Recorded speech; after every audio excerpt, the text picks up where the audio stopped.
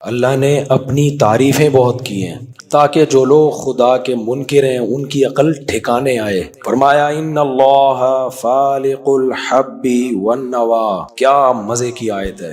اللہ وہ ذات ہے جو دانے اور گٹلی کو پھاڑتا ہے۔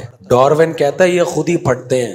یہ کروڑوں اربوں سال میں نا بیج خود بخود ڈیزائن ہو گیا ہے۔ مجھے غصہ ابھی میں نے ڈارون ہوتا نا چماٹ لگا کیونکہ میرا بولا نہیں جا رہا مجھ سے، ڈارون کی بات پہ رد کرنے کے لیے بھی نہیں بولا جا رہا، تو شکر ہے بھی ڈارون بیان میں ہے نہیں۔ کتنی بڑی پھینکی ہے یار، خدا کا غضب اور اس کے قہر سے ڈرتے نہیں ہیں۔ اور ہمارے جو سائنس پڑھنے والے طالب علم ہیں وہ ایسا ایمان لے آئے ہیں یہ ایک طرف کہتے ہیں سائنس عقل کے خلاف بات نہیں مانتی، بالکل صحیح ہے، عقل کے خلاف کوئی بات سائنس میں ایکسیپٹیبل نہیں ہے، لیکن مانا تو ایسی بے عقلی کی بات مان لی کہ جو اسباب کی دنیا میں ممکن ہی نہیں ہے۔ کتنی بے عقلی کی بات ہے۔ تبھی تو اللہ کہتا ہے یہ کیسے ہو سکتا ہے یار، کروڑوں اربوں سال میں ایک بیج ارتقا کرتے کرتے ہر چیز میں ایوالو، ہر چیز ایوالو ہوئی ہے نا، سائنسدان کہتے ہیں ایوالو ہوتے ہوتے ہوتے وہ کیوں ادھر کو ایوالو ہو رہی ہے، وہ تنزل کی طرف کیوں نہیں جا رہی، وہ ترقی کی راہ پہ گامزن کیوں ہے، وہ ایوالو ہوتے ہوتے ایسی بن گئی ہے کہ زمین میں آپ کچھ بھی ڈالو زمین اسے کھا کے ختم، اور بیج ڈال رہے ہو گوبر پانی مٹی کے ملاپ سے تھوڑے دنوں میں وہ بیج پھٹ جاتا ہے، گھٹلی پھٹ جاتی ہے، اور اس گھٹلی میں ایک چھوٹی سی کوپل نکلتی ہے۔ یار یہ کس نے ایسے سافٹ ویئر انسٹال کر دیے ہیں کہ سنوان وغیر سنوان یسقا بماء واحد، اللہ کہتے ہیں ایک پانی ایک گوبر ایک مٹی، کیا کیا پیدا ہو رہا ہے اس سے۔ پھر کیسا عجیب منظر ہے، پودا آہستہ آہستہ بڑھنا شروع ہوتا ہے، ایک وقت کے بعد تناور درخت بنتا ہے، چلو یار اتفاق سے ایسا ہو گیا، پھر اس میں پھول پیدا ہوتے ہیں تتلیوں کو، مکھیوں کو، کیڑے مکوڑوں کو اٹریکٹ کرنے کے لیے۔ یہ اٹریکشن خود بلا وجہ نہیں ہو رہی، اس اٹریکشن میں ایک بہت بڑا فائدہ ہے۔ تتلیوں کو بھی پتہ نہیں ہو رہا ہم ان پھولوں پہ کیوں بیٹھ رہے ہیں۔ بھائی تم جو ان پھولوں پہ بیٹھ رہی ہو نا، تمہیں آم بنانے سے کوئی دلچسپی ہے نہیں، اللہ کو یہ پتا ہے۔ مکوڑوں کو اس بات سے کوئی دلچسپی نہیں ہے کہ پبلک آم کھائے، کیڑے مکوڑوں کو دلچسپی ہے۔ ہوا جب چلتی ہے پھولوں کے ریزوں کو ملا دیتی ہے، نر مادہ پھولوں کا ملاپ کرتی ہے، ہوا کو اس سے کوئی دلچسپی ہے کہ آم پیدا ہو؟ نہ، یہ دلچسپی صرف خدا کو ہے۔ لہذا اس نے کیا کیا، اس نے کہا جب تک مکھیاں تتلیاں کیڑے مکوڑے پھولوں کے جو اوپر وہ ہوتی ہے نا ریزے ہوتے ہیں، سائنس کی زبان میں پتہ نہیں کیا کہتے ہیں، جب تک ان کو ملائیں گے نہیں آپس میں تو نر مادہ کا ملاپ نہیں ہوگا اور پھل پیدا نہیں ہوگا۔ اب دو طریقے تھے، یا تو اللہ کیڑے مکوڑوں کو تتلیوں کو اور سارے سب کو بلا کے سمجھاتا کہ دیکھو آم پیدا کرنا ہے، تم نے کیا کرنا ہے، نر اور مادہ کو اپنی پاؤں کے ذریعے کسی بھی طریقے سے ملا دینا۔ اللہ میاں نے کرنی، ان کی تو کھوپڑی سمجھنے کے لیے ہے ہی نہیں۔ اللہ میاں نے خود ہی ایک ایسا کام کر دیا، بیج میں ایسے سافٹ ویئر ڈال دیے کہ جب یہ درخت بنے گا ایک ٹائم کے بعد جا کے اس میں پھول پیدا ہوگا، وہ پھول خود بخود تتلیوں کو کیڑے مکوڑوں کو اس کی خوشبو بھی اور اس کا کلر بھی اپنی طرف بولو اٹریکٹ کرے گا۔ پھول ویسے ہی پیدا ہوتا ہے، اس کو بھی پتہ نہیں ہوتا میں کیوں کر رہا ہوں یہ کام۔ تتلیاں پھولوں پہ بیٹھ رہی ہوتی ہیں، ان کو پتہ نہیں ہوتا ہم کیوں بیٹھ رہے ہیں، قدرت ان سے کام لے رہی ہے کہ تم ایک پھول پہ بیٹھ کے اڑ کے دوسرے پھول پہ جاؤ گی تو نر مادہ پھولوں کا آپس میں کیا ہو جائے گا، ملاپ، اور اس سے پھر پیدا ہوگا آم۔ سمجھتے نہیں ہو بات کو۔ پھر جب آم سے وہ درخت بھر جاتا ہے، پھر ہم جب آم کاٹتے ہیں وہی گھٹلی جو ہم نے زمین میں دبائی تھی اس جیسی سینکڑوں گھٹلیاں پیدا ہو جاتی ہیں۔ اس حقیقت کو دیکھنے کے بعد بھی اگر کوئی کہے کہ یہ آٹومیٹیکلی ہوا ہے، اس سے بڑا گدھا دنیا میں کوئی نہیں ہے۔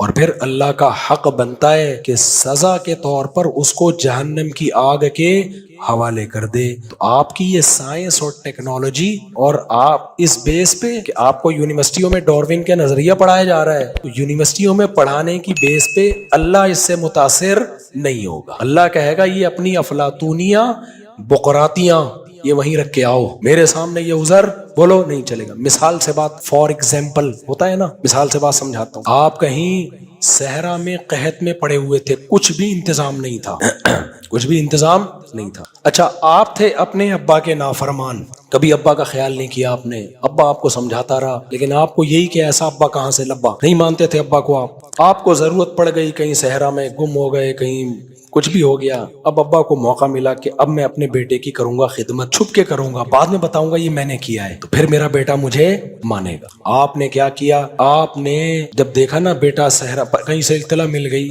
مثالیں تو فرضی ہوتی ہے نا، کچھ بھی فرض کیا جا سکتا ہے، اب لوگ مثالوں میں کیڑے نکال رہے ہوتے ہیں بیٹھ کے، ابے میں تو سمجھانے کے لیے بتا رہا ہوں۔ تو ابا نے چپکے سے لے جا کے صحرا میں آپ کے لیے، آپ ابا کو بتاتا صبح اس کو پراٹھے چاہیے، اگر میرے ابا ہوتے تو پراٹھے لے جا کے رکھ دیتے۔ صبح جب آپ کی آنکھ کھلی تو پراٹھا رکھا ہوا ہے، چائے رکھی ہوئی ہے، ہاف فرائی انڈے رکھے ہوئے ہیں۔ آپ نے کہا یار کوئی ہے جس کو پتا ہے کہ مجھے ناشتے میں کیا چاہیے۔ بیٹھے رہے، تھوڑی دیر میں پیاس لگی، آپ نے دیکھا کہیں پانی کا کین رکھ، چپکے سے رکھ کے جا رہے ہیں، ابا دکھا نہیں رہے، آخر میں سرپرائز دیں گے۔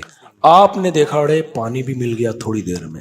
دوپہر اٹھے تو دال چاول کچے پیاز کے ساتھ، جو میں کھانے میں ہمیشہ وہ مثالیں دیتا ہوں جو مجھے پسند ہوتی ہیں، دال چاول کچے پیاز کے ساتھ، کچ کچ کچ کے کھاؤ نا، بڑا مزہ آتا ہے۔ اچھا، لوگ جو منفی سوچتے ہیں نا ان کو کیڑے ہی نکالنے ہوتے ہیں۔ میرے بیان میں کمنٹس ہوتے ہیں، مفتی صاحب ہم تفسیر کے لیکچر سننے کے لیے آتے ہیں، آپ کے دادی کے قصے سننے کے لیے نہیں آتے۔ ادھر میں نے دادی کو سنایا نا، کسی نے لکھا، ابے وہ دادی کا قصہ، میری دادی کے تو کروڑوں قصے ہیں، وہ قصہ سنایا نہیں جس کا آپ کی زندگی سے تعلق ہے۔ میں نے یہ تھوڑی بتایا میری دادی کب پیدا ہوئی، پہلی سالگرہ ان کی کب تھی، کب ان کی شادی ہوئی، ٹوٹل کتنے بچے ہیں۔ اگر میں یہ بتا رہا ہوتا کہ میری دادی یہ سب، تو پھر آپ کہتے ہیں اپنی دادی کے قصے سنا رہے ہیں بیٹھ کے۔ تو اب کیا ہے، رات کو جناب نہاری آ گئی، کچھ بھی اس طرح 6 دن گزر گئے، پانی بھی مل رہا ہے، سب کچھ۔ آپ کو تجسس پیدا ہوا، یار یہ کہ کیا ہو رہا ہے یار، میری ہر بنیادی ضرورت پوری ہو رہی ہے، پانی بھی مل رہا ہے، دینے والا کون ہے سمجھ میں نہیں آ رہا۔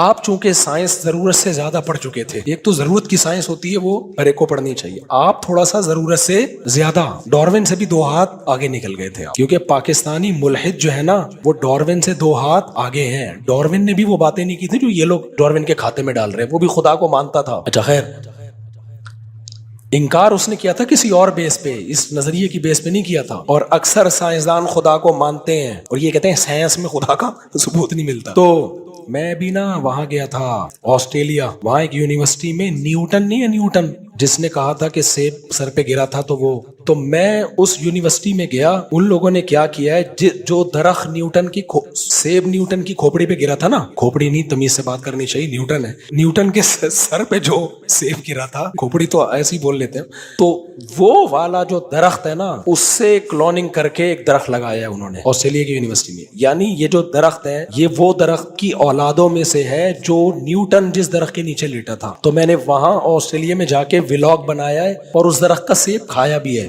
کہ یار ہماری بھی سائنس میں نسبت کس کی طرف ہو گئی ہے، نیوٹن کی طرف، سمجھ رہے ہو؟ تو وہاں میں نے یہ کہا ہے کہ نیوٹن بھی خدا کے وجود کا قائل تھا، سمجھتے ہو کہ نہیں سمجھتے؟ تو یہ خام میں فضول کر دیے کہ سائنس اور خدا کے انکار کو ایک ساتھ لا کے کھڑا کر دیے۔ خیر، اب کیا ہوا، آپ کے ابا جو ہیں، اچھا اب آپ کے ابا دیکھ رہے ہیں کہ میرا بچہ تفتیش کرے گا کہ یار این وقت پہ میری ضرورت پوری ہونا اس کی علامت ہے، کوئی بڑا خیر خواہ ہے، لیکن آپ کو تھا سائنس کا ہیضہ۔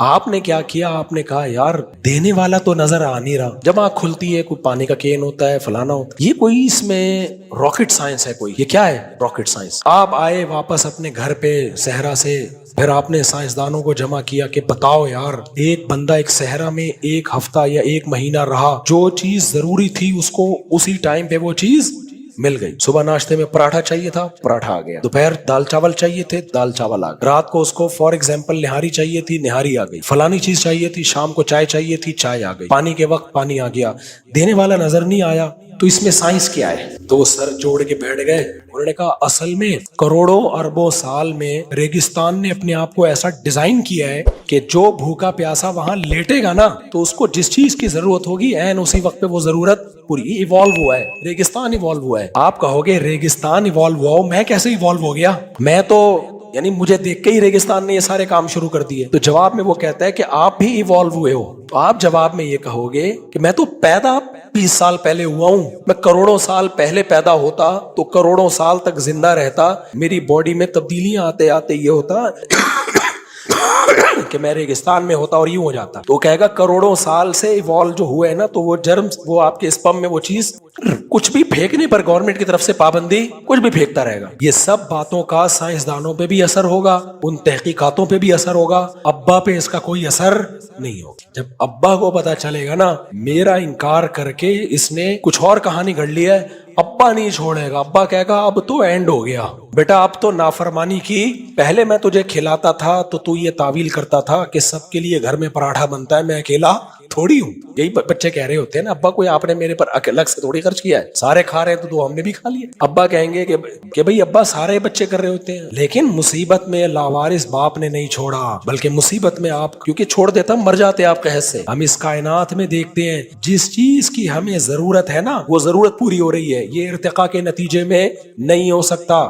بچہ پیدا ہوتا ہے، اس کو نہ پراٹھے چاہیے، نہ چائے چاہیے، نہ اس کو چاول چاہیے، اس کو دودھ چاہیے، اور گائے کا نہیں، بھینس کا نہیں، ڈبے کا نہیں، خاص دودھ چاہیے جس کے بارے میں ساری دنیا کے سائنسدان کہتے ہیں کہ اس سے بہتر دودھ بچے کے لیے سوٹیبل نہیں ہے. وہ والا دودھ اسی دن ماں کی چھاتیوں میں پیدا ہوتا ہے جس دن بچہ دنیا میں آتا ہے. آپ نے کہا ایوالو ہے، یہ اب ہے ایوالو ہونا اتنا عقل مند ہے ایوالوشن کہ وہ خود بخود یہ سب چیزیں کیسے سمجھ رہی ہے. آپ کی اس تحقیق سے سائنسدان متاثر ہوں گے، لمس یونیورسٹی، پنجاب یونیورسٹی کے طلبہ متاثر ہوں گے. خدا اٹھا کے جہنم میں پھینک دے گا اور کہے گا بے شرمو بے غیرتو، تم پیدا ہوئے اور پیدا ہوتے ہی تیری ماں کی چھاتیوں میں نے دودھ پیدا کیا اور تیری ماں کے دماغ میں بے پناہ محبت پیدا کی. یہ محبت بھی ایوالو ہونے کا نتیجہ ہے. آپ کہہ سکتے ہو کہ اے اللہ ماں کے دل میں اولاد سے محبت ایک نیچرل ہے تو تیری پیدا کردہ نہیں ہے. اللہ کہے گا اگر یہ نیچرل ہوتی تو مچھلیوں کے دل میں بھی اولاد کی محبت ہوتی، سانپنی کے دل میں بھی اولاد کی محبت ہوتی. یہ مینجمنٹ اللہ کی طرف سے ہے. جن جانوروں کی نسلیں بہت تیزی سے بڑھتی ہیں ان میں ماں کی ممتا نہیں ہوتی تاکہ گروتھ پہ کنٹرول رہے. جن جانداروں کی نسلیں کم ہیں ان میں ماں کی ممتا ہے. تو انسان کی ماں کے دل میں جو محبت ہے یہ آٹومیٹیکلی نہیں ہے، یہ گاڈ گفٹڈ ہے. تو بچے پر اللہ کا سب سے پہلا احسان ماں کی چھاتیوں میں دودھ، اور اسے پالنے کے لیے ایک انتہائی محبت والی شخصیت چاہیے تھی. وہ شخصیت اللہ نے کس کی صورت میں دی؟ ماں کی صورت میں، جو ساری زندگی اس کو روٹیاں پکا پکا کے کھلاتی ہے، کبھی تھکتی بولو نہیں. ایسی محبت عزت ملتی ہے گھر کے اندر. تو یونیورسٹی کا پروفیسر الو بنا دے گا آپ کو، کیونکہ آج کل یونیورسٹی میں بہت زیادہ پروفیسر یہ بکواس کر رہے ہیں کہ خدا کدھر ہے، خدا کدھر ہے. نہیں چھوڑے گا اللہ. پھر ہمیں ضرورت تھی دیکھنے کے لیے آنکھ. خدا نے ماں کے پیٹ میں کیا لگا دی؟ آنکھ لگا دی. ابا نے جو صحرا میں چند چیزیں پیدا کی نا وہ 4-6 ہوں گی. ہمیں تو 20 چیزوں کی ضرورت تھی. دیکھنے کے لیے 2 ڈیجیٹل کیمرے چاہیے تھے ہمیں. یہ جو ڈیجیٹل کیمرہ ہے نا یہ انسانی آنکھ کو دیکھ کر بنایا گیا ہے. یہ کیمرہ خود بخود نہیں بن سکتا. جو کاپی ہے، جو اوریجنل ہے، وہ کروڑوں سال میں خود کیسے بن گیا؟ نہیں آئی میرا خیال ہے بات. یہ میں مذاق نہیں کر رہی، یہ میں نے سائنسدانوں سے سنا ہے کہ یہ جو ڈیجیٹل کیمرہ ہے یہ انسانی آنکھ کی کاپی ہے. سائنسدانوں نے آنکھ کو دیکھ کے ایجاد کیا. یہ ہر چیز ہی اس کائنات میں پہلے سے نظیر تھی، مثال تھی، اس کو دیکھ کے بنائی گئی ہے. ایجاد کچھ بھی نہیں ہے، کاپی ہے سب کچھ. سمجھتا نہیں ہے نا بات کو؟ تو کمال کی بات ہے کہ کاپی جو ہے وہ خود بخود نہیں بن سکتی، اور جو اوریجنل ہے وہ خود بخود، اور اوریجنل جیسی ابھی تک بنا ہی نہیں ہے کیمرہ، کیونکہ اس کیمرے کو پاور چاہیے کرنٹ سے، بجلی سے. یہ کیمرہ پاور لیتا ہے روٹی سے، انڈے سے، مچھلی سے. دونوں میں کوئی مماثلت ملتی نہیں ہے. یہ کیمرہ بنا ہے پلاسٹک سے، شیشے سے. یہ کیمرہ بنا ہے ماں کے پیٹ میں. ماں نے روٹی کھائی اس سے بنا، ماں نے پراٹھے کھائے اس سے بنا، ماں نے پیزا کھایا اس سے بنا، ماں نے گوشت کھایا. مختلف چیزیں کھائی جا رہی ہیں، بن ایک ہی چیز رہی ہے. نہیں آ رہی کھوپڑی میں میرا بتا رہا ہوں، مجھے سمجھ لو جو کہنا چاہ رہا ہوں، زیادہ چکھواؤ نہیں مجھے. یہ جو کیمرہ ہم بنائیں گے پلاسٹک ہے، اس میں گلاسز ہیں، کچھ لوہا ہوگا، کچھ تانبا ہوگا، وغیرہ وغیرہ. جب بھی بنانا ہوگا یہ ساری چیزیں چاہیے ہوں گی. ایسا نہیں کہ آپ سائنسدان کو کچھ بھی لا کے پکڑا دو یہی بنے، ایسے سافٹ ویئر اب تک ایجاد نہیں. یہ والا جو کیمرہ بنتا ہے نا، ویجیٹیرین گوشت نہیں کھاتے، کیا کھاتے ہیں؟ سبزیاں. ان کے بھی یہ کیمرہ بن رہا ہے. اور سبزی سے اللہ کیا بنا رہا ہے؟ گوشت. ہندوؤں میں 90 سال تک لوگ چل رہے ہوتے ہیں گوشت خور، سبزی خور ہوتے ہیں. وہ کیلے کھا رہے ہیں، وہ مکئی کھا رہے ہیں. بن کیا رہا ہے؟ گوشت بن رہا ہے. آنکھ، ناک، دل، دماغ، جگر. اسی سے یاد آیا یہ جو کیٹو ڈائٹ کے نام پہ بہت زیادہ مبالغہ آرائی ہو رہی ہے نا کہ ماس جو ہے وہ گوشت کھائے بغیر نہیں بنتا. ہم تو گوشت خور ہیں، مانتے ہیں، لیکن ہر چیز کی ایک لمٹ ہوتی ہے. کچھ لوگوں کا کیٹو ڈائٹ کا بزنس چل رہا ہے، انہوں نے کیٹو پہ سب کو لگا دیا. نیچرل نہیں ہے یہ. ہر چیز میں اعتدال میں رہا کرو. ایک ڈاکٹر سے میں نے پوچھا یہ کیا ہم سبزی کھائیں گے تو گوشت نہیں بنے گا؟ اس نے کہا یہ جو بھینس ہے یہ گوشت کھا کے گوشت بناتی ہے.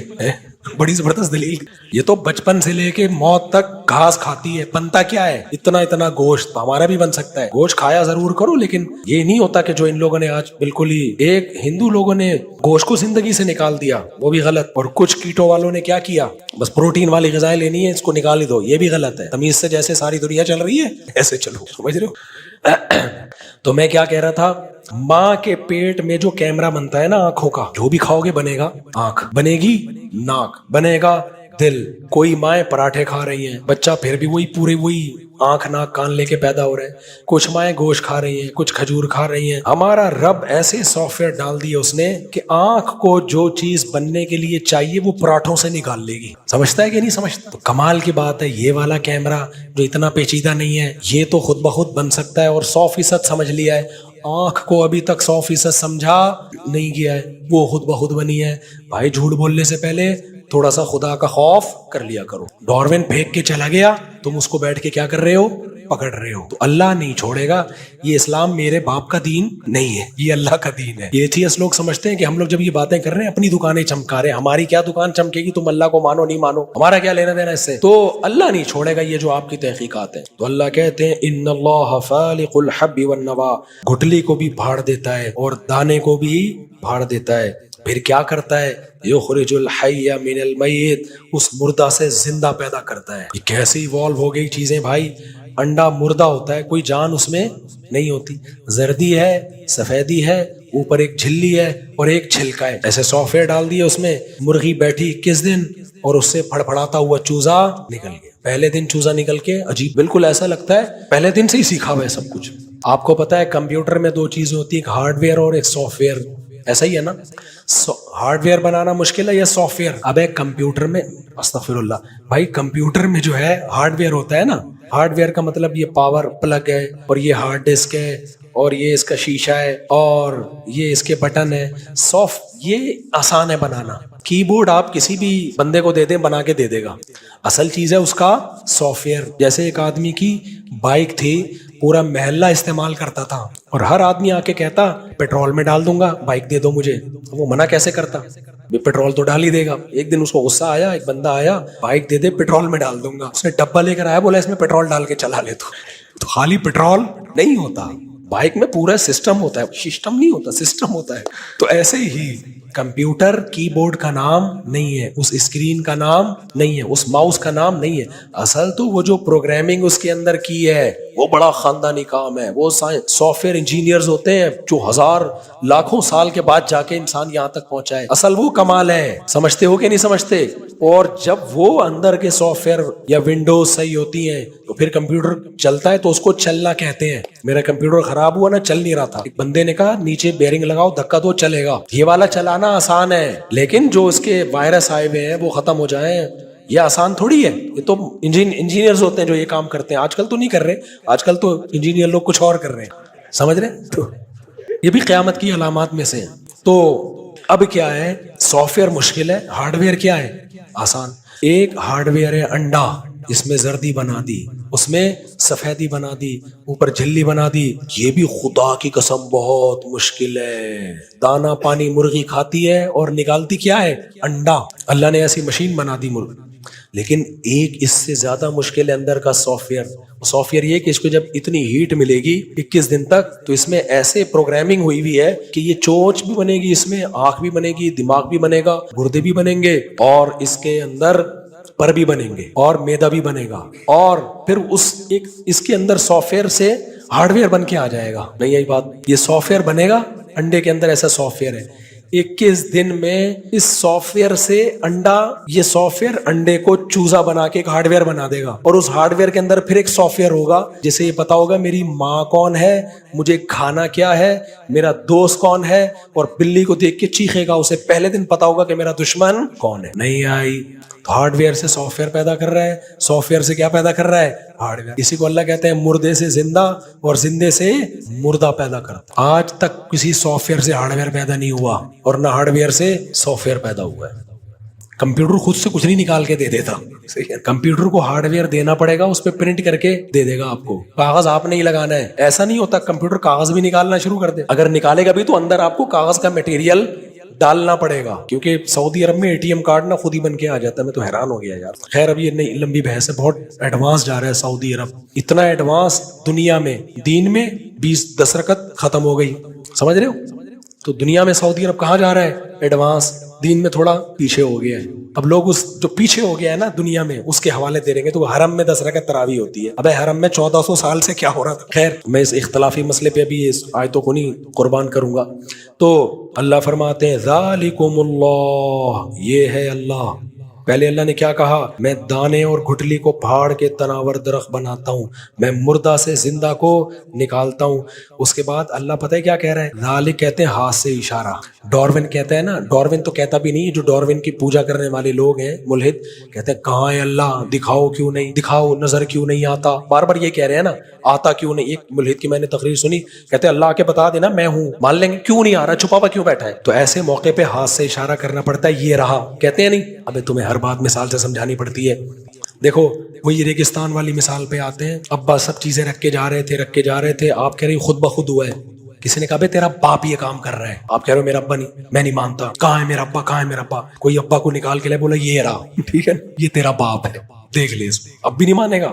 بالکل وہی انداز، کیونکہ قرآن بلاغت کی کتاب ہے نا، نیچرل وے میں سمجھاتا ہے. سائنسی افلاطونیاں اور بقراتیاں پیچیدہ مسائل نہیں رکھتا. سائنس کا منکر نہیں ہے، قرآن سے تو سائنس ثابت ہے اور سائنس سے قرآن ثابت ہے. لیکن ایک سائنس وہ ہوتی ہے جو صحیح کھوپڑی استعمال کر کے انسان سیکھتا ہے، اور ایک وہ ہوتی ہے جو آپ کو خدا سے دور رہ جاتی ہے. جیسے میں نے بتایا تھا نا، آج کل ڈاکٹر ہینڈ پریکٹس کو بھی پروموٹ کر رہے ہیں، کہنے سے کوئی نقصان نہیں ہوتا. بھائی جان آپ نقصان کی ڈیفینیشن کسے کہتے ہو؟ اگر کوئی لڑکوں سے بدفعلی کرتا ہے میڈیکلی نقصان اس میں بھی نہیں ہے، لیکن مینٹلی بڑا غرق. لوط علیہ السلام کی قوم لڑکوں سے بدفعلی کرتی تھی، انہیں لڑکیوں میں حاجت نہیں، تو نامرد ہو گئے نا. اب نامردی کو آپ بیماری نہ سمجھو تو پھر آپ کی کھوپڑی خراب ہے. کیا خیال ہے بھائی؟ اللہ نے شہوت پوری کرنے کے لیے عورت کو پیدا کیا، آپ ہاتھ سے کر رہے ہو تو مینٹلی آپ کیا ہو جاؤ گے؟ ڈسٹرب ہو جاؤ گے. آپ کے جب بیوی سے ریلیشن میں فرق پڑے گا، اس سے یہ ہو نہیں سکتا کہ نہ پڑے. عادت گٹکے کی عادت ہو جائے، پان کی عادت ہو جائے، تو پھر دودھ سے فریشنس فیل کرو گے، آپ فریش فیل کرو گے دودھ سے. جو صبح شام چائے پینے کے عادی ہوتے کھوپڑی خراب ہو جاتی ہے چائے نہ ملے ان کو. تو آپ کو جس کو اللہ نے پیدا کیا تھا آپ کے لیے، آپ اس سے ریلیشن قائم نہیں کر رہے، آپ تصورات کی دنیا میں لا کے ہاتھ سے اپنے آپ کو ڈسچارج کر لیتے ہو، تو وہاں آپ مینٹلی کیا ہوگے؟ ڈسٹرب ہو گئے آپ. اب بہت سے لوگ کہتے ہیں ہم تو یہ کرتے ہیں، وہاں تو کچھ بھی نہیں ہوتا. ہمیں تمہیں پتا کیا ہے کہ نہیں کرتے تو کیا ہوتا اور کرنے کے بعد کیا ہو رہا ہے؟ یہ تو کمپیئر کریں گے نا اس آدمی سے جو نہیں کرتا اور جو کرتا ہے. ایک آدمی پیدا ہی لنگڑوں میں ہوا، سارے لنگڑے تھے وہاں پہ، پھر وہ باہر آ کے بیان دے رہا ہے بھائی ایک ٹانگ نہ ہو تو کچھ بھی نہیں ہوتا. ابے تو نے 2 ٹانگے والے دیکھے ہو تو پتا چلے گا نا. وہ ایک ٹانگ والا کہہ رہا ہے میں بھی چل اسی طرح لڑا کے چلتا ہوں جیسے وہ چلتے ہیں، تو وہ بھی ٹھیک ہے، میں بھی ٹھیک ہوں. ابے تو 2 ٹانگے والوں کو دیکھے گا تو تجھے پتا چلے گا وہ دوڑ سکتا ہے، تو دوڑ نہیں سکتا. وہ 10 منٹ میں یہاں سے وہاں چلا جائے گا اور تو گھنٹے میں پہنچے گا وہاں. تو یہ اس سے پوچھو جس نے یہ کام نہیں کیا، کیونکہ آج کل تو لوگ کر رہے ہیں تو ان کو تو سارے ایک جیسے ہیں. بالکل ایسے جو لڑکوں سے بدفعلی کرتے ہیں، جب وہ بیوی کے پاس جاتے ہیں ان کو اس درجے کی لذت حاصل نہیں ہوتی. لیکن اگر سبھی یہ کام کر رہے ہو تو پھر سب کہیں گے وہی ہوتی ہے بھائی، ہمیں تو ہوتی ہے. ابے تم ان سے پوچھو جنہوں نے یہ کام لڑکوں والا کام نہیں کیا، وہ تو پاگل ہو جاتے ہیں شادی سے پہلے. ہمارے ایک دوست کی میں بتاتا ہوں نا، شادی ہونے والی تھی تو گھنٹے منٹ سیکنڈ گنے ہوئے تھے اس آدمی نے، اتنا جذباتی ہوا تھا. جو ہینڈ پریکٹس والے ایسے جذباتی نہیں ہوتے. تو جو کام غلط ہے وہ غلط ہے. ڈاکٹر اپنے لحاظ سے ٹھیک کہہ رہے ہیں، وہ پتہ ہے کیسے کہہ رہے بھائی آپ کرو تو کوئی بلڈ کی کمی نہیں ہوتی، کوئی کچھ بھی نہیں ہو رہا. تو جو لڑکوں سے بدفعلی کر رہے ہیں ان کو بھی نہیں ہو رہا. ہو سکتا ہے 90 سال جی لیں. انسان کی صحت 2 طرح کی ہوتی ہے، ایک جسمانی اور ایک مینٹلی. آپ سارا دن چائے پیو کوئی نقصان نہیں ہے، باڈی میں کوئی نقصان نہیں ہے، لیکن یہ کم نقصان ہے کہ جب نہیں ملے گی تو کھوپڑی خراب ہوگی آپ کی. کیا خیال ہے؟ اور جو عادی نہیں ہے وہ نہیں ملے تو بھی کھوپڑی خراب نہیں ہوتی. نہیں یار سمجھ میں تو ایسے ہی چلنے لگا. اب میں جلدی سے اس کو کمپلیٹ کرتا ہوں. میں نے سوچا تھا 10 منٹ بولوں گا، پھر لمبی بات ہو گئی.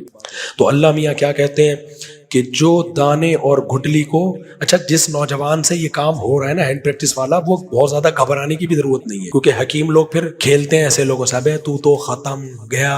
یہ بھی غلط ہے. بس توبہ استغفار کرو، چھوڑنے کی کوشش کرو، اور کوئی حل نہیں ہے اس کا. سمجھتے ہو کہ نہیں سمجھتے؟ اور اگر شادی ہو گئی تو کرو شادی، کوئی ایسا نہیں ہے کہ کوئی گئے، ایسا کچھ نہیں ہے. ظاہر ہے ٹائم لگے گا، آہستہ آہستہ سیٹنگ پہ آ جاؤ گے. غلط چیز کا عادی بنا دیا ہے تو اس کے سائڈ افیکٹ ہوں گے، لیکن ظاہر ہے جب صحیح چیز پہ آ جاؤ گے تو کچھ ٹائم کے بعد غلط چیز کے سائڈ افیکٹ ختم ہو جائیں گے. لیکن یہ بھی ایک حد تک ہوتا ہے، جو اس کے زیادہ عادی ہو جاتے ہیں نا، پھر وہ شادی کے بعد بھی نہیں چھوڑ پاتے. خیر، میرا مقصد ہے مایوسی نہ ہو کہ توبہ استغفار کریں اور چھوڑنے کی کوشش کریں. ڈرانا مقصد نہیں ہے، جو جعلی قسم کے حکیموں نے ڈرایا ہوا ہے کہ 100 قطرے خون کے اور ایک وہ اس طرح کی چیزیں بنائی ہوئی ہیں. ایک حکیم صاحب کہنے لگے 100 قطرے خون کے ایک قطرہ جو ہے نا منی کا ہوتا ہے. میں نے کہا پھر شادی کی پہلی رات میں 10-20 بوتلیں خون کی باہر چڑھا کے رکھنی چاہیے آدمی کو. کیا خیال کہ 100 قطرے اگر ہیں تو ختم ہو گیا بندہ پھر. تو میں نے کہا پھینکنے سے پہلے کچھ تو سوچا کرو یار. خیر، تو اللہ میاں کیا فرماتے ہیں، ان اللہ فالق الحب والنوا. ہاں، اللہ نے کہا دیکھو ڈارون کہہ رہے ہیں پتہ نہیں کہاں ہے خدا، ہمیں تو نظر نہیں آ رہا. ملحد لوگ کہہ رہے ہیں ہمیں تو نظر ہی نہیں آ رہا. اللہ کہتے ہیں یہ گٹھلی اور دانے کو پھاڑ کے تناور درخت بنا رہا ہوں. تمہیں جس جس چیز کی ضرورت ہے وہ ساری چیزیں پرووائڈ. تمہیں ڈاکٹر کہتے ہیں ڈیلی وٹامن سی چاہیے، میں نے کینو مالٹے پیدا کیے، میں نے تمہارے لیے امرود پیدا کیے، میں نے تمہارے لیے لیمو پیدا کیا جس کے شربت پی پی کے میرا گلا بیٹھا ہوا ہے. ٹھیک ہے، لیکن گلا بیٹھتا نہیں ہے نیمبو سے، یہ ذہن میں رکھنا. جو نیمبو نہیں پیتے ان کا ہوتا ہے، تو میرا کسی اور وجہ سے بیٹھا ہے. تو لیمن پیدا کیا، اے اللہ ہمیں تو آئرن بھی چاہیے. اللہ کہتے ہیں میں نے سیب پیدا کیا، میں نے بڑا گوشت پیدا کیا، اس میں آئرن ہے. انڈا پیدا کیا، جس جس چیز کی ضرورت ہے، میگنیشیم، پوٹاشیم اور وائٹامنز کی 20 قسمیں، منرلز کی 20 قسمیں، زنک چاہیے ہمیں، میگنیشیم چاہیے، پوٹاشیم چاہیے، نمک چاہیے، وہ پیدا کیا. کون سی ایسے وَآتَاكُم مِّن كُلِّ مَا، ہمیں پانی چاہیے، آسمانوں سے برسا دیا. ہمیں سردی چاہیے، زمین کو 23 ڈگری جھکا دیا تاکہ سردی کا موسم بھی آئے اور گرمیوں کا موسم بھی آئے، ہر چیز اویلیبل. تو اللہ کہتے ہیں کہ اب بھی اگر کوئی تم سے کہتے ہیں نا خدا کہاں ہے، تو اللہ کہتے ہیں ذالکم اللہ، میں ہاتھ سے اشارہ کر کے بتا رہا ہوں یہ رہا تمہارے سامنے. اس کے بعد کیسے انکار، یہ تو تمہارے کیا ہے، سوال پیدا ہوتا ہے تو نہیں سامنے. اللہ کہتے ہیں اس کے بعد یہ اتنا سامنے ہے کہ ہاتھ سے اشارہ کیا جا سکتا ہے. تو اللہ اشارہ کر کے کیوں بتا رہے ہیں، آ کیوں نہیں جاتا سامنے؟ تو اللہ کہیں گے اگر میں سامنے آ گیا تو پھر آزمائش ختم، پھر اچھے اور برے کا فرق ختم، پھر شکر گزار اور ناشکرے کا فرق ختم. پھر اس پیغمبروں کو بھیجنے، قرآن کو نازل کرنے کی کیا ضرورت ہے؟ اللہ ایک دفعہ سامنے آ جائے نا، سامنے آ جائے تو پھر میں اور آپ ساری دنیا ویسے ہی انسان کی بچی بن جائے. ایک واقعہ سنا کے بیان ختم کرتا ہوں. یہ جب تک سامنے نہیں ہے نا اس وقت تک آزمائش ہے. وہ ایک آدمی جنات کو نہیں مانتا تھا. کسی نے کہا بیٹا کسی دن جن سامنے آ گیا ہے نا، دیکھو کسی کے سامنے جن آ جائے تو اس کا باپ بھی مانے گا نا، تو ماں کہے گا کہ میں نہیں مانتا. ایک آدمی گیا فلیٹ میں، اب لوگ کہتے ہیں چٹکلے سناتے ہیں. بھائی یہ چٹکلا میں جو سنا رہا ہوں یہ قرآن و سنت ہی کو ایکسپلین کرنے کے لیے سنا رہا ہوں. ہمارا مقصد تو ایکسپلین کرنا ہے نا. کیا خیال ہے بھائی؟ تو آسانی سے ایکسپلین ہو جائے تو کیا ضرورت ہے مشکل مثالیں دے آدمی. ایک آدمی گیا، اس نے کہا اس فلیٹ میں جنات ہے، نہیں جانا، پرانا ہے. کہہ رہا ہے چاہ جن کی ایسی کی تیسی، ابھی تک دیکھا نہیں تھا نا جن. اس نے بول لیتے ہیں لوگ. بیل بجائی، اندر سے بندہ آیا، عجیب و غریب سا لگ رہا تھا نا، گول گول آنکھیں، کہتے ہیں جنات کی گول آنکھیں ہوتی، اللہ عالم، الٹے پاؤں. اس نے کہا شاید کسی بندے کی معذوری میں پاؤں کیا ہو گئے ہوں، الٹے ہو. کہتا ہے بھائی میں نے سنا اس فلیٹ میں جنات رہتے ہیں. کہتا نہیں میں تو 500 سال سے رہ رہا ہوں، مجھے تو کچھ. یہ بندہ بے ہوش. ٹھیک ہے، 500 سال سے کوئی انسان رہ سکتا ہے؟ تو میرے بھائی اللہ اگر اپنے آپ کو آ کے دکھا دینا تو پھر آزمائش ختم.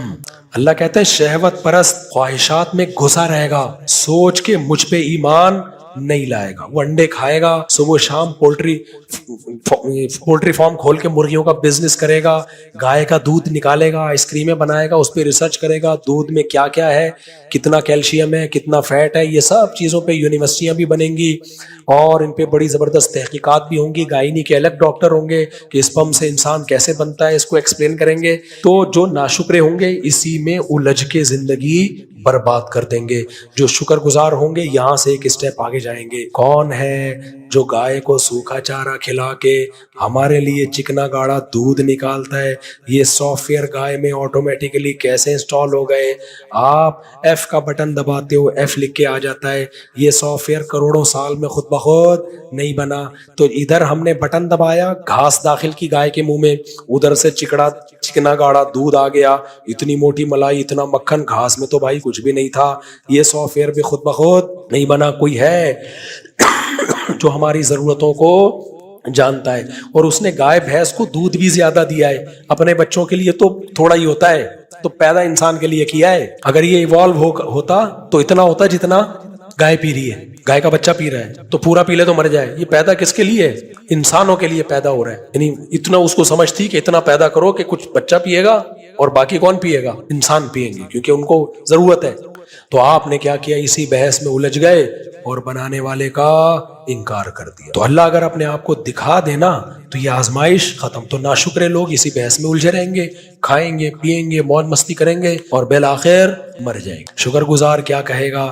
وہ کہے گا بھائی کہ یہ تو سب چیزوں میں اللہ کا جلوہ نظر آ رہا ہے. سب چیزوں میں کیا نظر آ رہا ہے؟ اللہ کا جلوہ. وہ کہے گا ذالکم اللہ, یہ ہے اللہ, ربکم جو تمہارا پالنے والا ہے. صرف خالق نہیں ہے, خالق کہتے ہیں بنا کے چھوڑ دیا, رب کہتے ہیں بنا کے چھوڑا نہیں ہے بلکہ پال رہا ہے, تربیت کر رہا ہے. روحانی تربیت بھی اور جسمانی بھی. روحانی کے لیے پیغمبر بھیجے, آسمانی کتابیں بھیجی جو آپ کو اللہ یاد دلاتی رہیں گی, اور جسمانی کے لیے آسمان سے بارشیں برسائیں, تناور درخت اگائے, انجیر, زیتون, کیا کیا اس نے پیدا کر دیا. تو میرے بھائی بے وقوف ہے پرلے درجے کا جو سائنس کو پڑھے اور خدا سے غافل ہو جائے, اور عقل مند ہے جو سائنس کو پڑھے اور خدا تک پہنچے. تو عوام کا حساب یہ ہے کہ وہ دیکھتے ہیں کہ ماحول کیا چل رہا ہے. جو بھی ریسرچر ہوتے ہیں نا حقیقی معنوں میں, وہ والے ریسرچر نہیں جو آج کل مارکیٹ میں محقق بن کے آئے ہوئے ہیں. یہ تو محقق کی ان کو تو ہوا بھی نہیں لگی ہے تحقیق کسے کہتے ہیں. یہ تو پھینکتے رہتے ہیں بس لمبی لمبی. میں ان محققین کی حیثیت آپ کو بتاتا ہوں. ان کی حیثیت آج کل کے جو نام نہاد محققین چل رہے ہیں نا, مذہبی اسکالر جو پراپر وے میں عالم نہیں بنتے. آج کل ایک اور منجن چلنا شروع ہو گیا ہے کہ سنت موقدہ کچھ بھی نہیں ہوتا, یا تو فرض ہے یا نوافل ہیں. فرض پڑھنا ضروری ہے, باقی سب فمن تطوع خیرا فہو خیر لہ. قرآن کی آیت پڑھی جاتی ہے کہ جو اضافی جو بھی کچھ کرے گا وہ اس کے لیے بہتر ہے, یعنی نہ کرے تو ٹھیک ہے, کر لے تو اچھی بات ہے. تو اس کی بنیاد بنا کے کتنے لوگوں نے فجر کی سنتیں بھی چھوڑ دی, ظہر کی سنتیں بھی چھوڑ دی, مغرب عشاء کی سنتیں بھی چھوڑ دی. تو یہ نام نہاد جو محققین آج کل آئے ہوئے ہیں نا, ان کی باتوں میں مت آیا کرو. ایک دو حدیثیں پڑھ لیتے ہیں اور ان کو کبھی بھی جواب دلائل سے مت دیا کرو. ان کو ہمیشہ جواب دیا کرو الزامی. الزامی جواب کا مطلب یہ ہوتا ہے, یہ اصول ہمیشہ کے لیے پلے باندھ لو. باطل کے پاس اتنی طاقت نہیں ہوتی کہ وہ دلیل سے بات کرے. وہ دلیل آپ کو دلیل اس لیے لگ رہی ہوتی ہے کہ آپ کا علم بہت کم ہوتا ہے. تو آپ اس کو دلیل دو گے, وہ پھر دلیل کا جواب دے گا, الجھا دے گا آپ کو. اب عالم کو تو پتہ چل جائے گا یہاں گڑبڑ کر رہا ہے, یہ عامی آدمی کے لیے مشکل ہوتی ہے. تو ہمیشہ جب بھی کسی اہل باطل سے آپ کا مقابلہ ہونا, الزامی جواب دیا کرو. الزامی. الزامی کا مطلب کیا ہوتا ہے؟ الزامی کا مطلب یہ ہوتا ہے کہ اگر آپ کا یہ اصول ٹھیک مان لیتے ہیں ہم, تو پھر آپ خود اس اصول کو کئی جگہ پہ کیوں توڑ رہے ہو؟ آپ بھی تو اس اصول کو خود کئی جگہ پہ توڑتے ہو. تو یہ لوگ جو کہتے ہیں نا سنت موقع, لوگ ویسے ہی نماز نہیں پڑھ رہے آج کل. پڑھتے ہیں تو اتنی لنگڑی لولی نمازیں کہ سنت موقع ہی ختم کر دیں. تو جو بھی آپ سے کہا کرے نا سنت موقع نہیں ہوتی, تو اس سے کہیں کہ اچھا ٹھیک ہے, پھر ہم پھر نماز ایسے شروع کریں گے, اللہ اکبر کہہ کے نیت باندھی, ثنا پڑھنے کی ضرورت نہیں ہے کیونکہ سبحانک اللہم یہ لازم نہیں ہے. ڈائریکٹ سورہ فاتحہ پڑھو, اس سے پہلے اعوذ باللہ بسم اللہ بھی پڑھنے کی ضرورت, بلکہ ہم وضو سے شروع کرتے ہیں. وضو میں صرف 4 فرض ہیں, کلی کرنے کی بھی ضرورت نہیں ہے, ناک میں پانی ڈالنے کی بھی ضرورت نہیں ہے, نفل ہے جو ڈال لے ٹھیک ہے, نہیں ڈالے ساری زندگی نا ناک میں پانی ڈالے. اور 1 دفعہ چہرہ دھونا فرض ہے, 3 دفعہ فرض نہیں ہے. ایک ہی دفعہ دھوئے, کیا ضرورت ہے 3 دفعہ دھونے کی؟ آپ کہہ سکتے ہیں کہ دھو لے تو ثواب ہی ملے گا نا, اس لیے ہم ترغیب دیتے ہیں کہ دھو لے. بھائی آپ وہاں یہ بھی تو کہو نا کہ ایک چیز فرض نہیں ہے تو لوگ اس کو لازم کیوں سمجھ رہے ہیں؟ کوئی دھوئے, کچھ لوگ ایسے بھی ہوں جو نہ دھوئیں, کچھ لوگ ایسے ہوں جو سنت موقدہ کے ساتھ نماز پڑھیں, کچھ ایسے ہوں جو بغیر سنت موقدہ کے ساری زندگی پڑھتے رہیں. جو چیز لازم نہیں ہے اس کی تاکید کیوں کر رہے ہو آپ؟ تو ایسا ہونا چاہیے کہ 1 دفعہ چہرہ دھوئیں اور 1 دفعہ بازو دھوئیں, بس اتنا کہ ہاتھ گیلے ہو جائیں. 3 دفعہ کے تکلف کی ضرورت نہیں ہے. اور پھر جب نماز پڑھیں تو سورہ فاتحہ سے ڈائریکٹ شروع کر دیں, اعوذ باللہ بسم اللہ پڑھنے کی, ثنا پڑھنے کی ضرورت نہیں ہے. پھر جب رکوع میں جائیں تو بہت سے فقہا کے نزدیک رکوع کی تسبیحات لازمی نہیں ہے, سنت ہے, سنت موقدہ ہے, تو اس کی بھی ضرورت نہیں ہے. ٹھک سے رکوع کیا اور ایسے کر کے ٹھک سے کھڑے ہو گئے. کیا خیال ہے بھائی؟ کوئی ضروری تھوڑی ہے. آپ کسی بھی مفتی سے پوچھیں کہ کسی سے رکوع کی تسبیحات اگر رہ جائیں تو کیا نماز ہو جائے گی؟ وہ کہے گا ہاں ہو جائے گی, کیونکہ واجب نہیں ہے. اور اگر کسی کے نزدیک واجب ہے تو 3 دفعہ واجب نہیں ہے, 1 دفعہ واجب ہے. 3 دفعہ بالکل نہ پڑھیں, 1 دفعہ پڑھ لیں, اور ہمیشہ یہی معمول بنائیں. پھر سجدے میں جائیں تو 1 تسبیح پڑھ لیں اور وہ بھی نہ پڑھیں تو بھی کوئی ضروری نہیں ہے. اس طریقے سے 4 رکعتیں پڑھیں اور آخری رکعت میں اتحیات کے بعد درود شریف پڑھنا لازم نہیں ہے.